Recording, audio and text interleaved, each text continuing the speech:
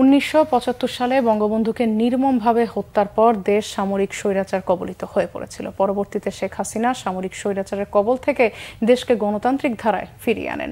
শেখ হাসিনার কারামুক্তি দিবস উপলক্ষে রাজধানীতে এক আলোচনায় বক্তারা একথা বলেন। কারাগার থেকে কারামুক্তি, বঙ্গবন্ধু থেকে শেখ হাসিনা শীর্ষকে আলোচনার আয়োজন করে নর্থ সাউথ ইউনিভার্সিটি এবং প্রগতিশীল কলামিস্ট ফোরাম। এতে সভাপতিত্ব করেন নর্থ সাউথ ইউনিভার্সিটির উপাচার্য অধ্যাপক আতিকুল ইসলাম।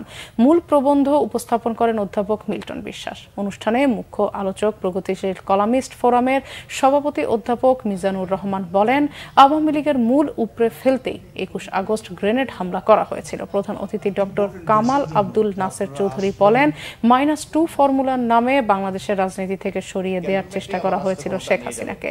ষড়যন্ত্র এখনো শেষ হয়নি উল্লেখ করে সবাইকে সতর্ক থাকার আহ্বান জানান তিনি।